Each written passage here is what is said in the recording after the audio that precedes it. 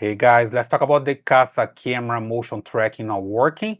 Basically, I have a TP-Link Kasa spot span tilt camera and the motion tracking is enabled, so I can just move in front of the camera and the camera can follow me, right?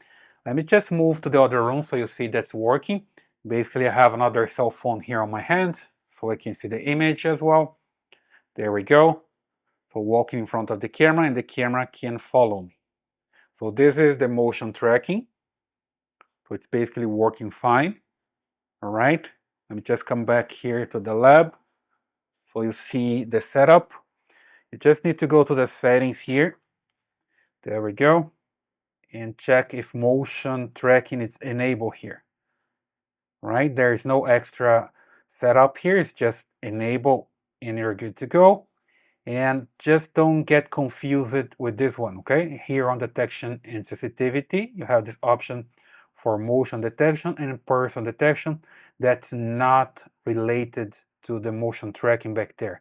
If I come here and I disable motion detection in here as well, the motion tracking is still going to work as long as I have enabled here. Let me just come back there and check one more time if it's working. All right, so walking in front of the camera again. And see if it catches me. There we go. So motion tracking is still working fine.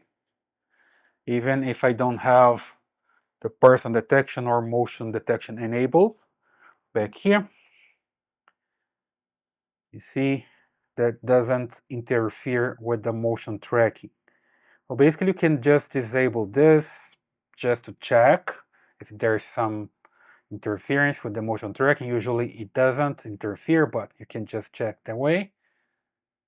And if it's still not working, you can update the firmware in the camera.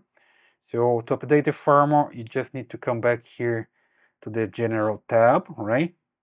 And come here to this icon, me, where you can have access to your account. And here you see firmware update, right? So basically the app is going to look for any Kasa device that you have here and look for firmware updates. Here I don't have any firmware update for the camera, I have for other devices, so it's not going to update here. And in the last case, what you can also try here with the camera is just reset the camera, and basically you can just use the reset button to reset the camera to the factory default, right? So I have another video here in the channel and where I show you how to reset this camera and start over, okay? And in the last case, the worst case scenario, you need to replace your camera because it's not working, right?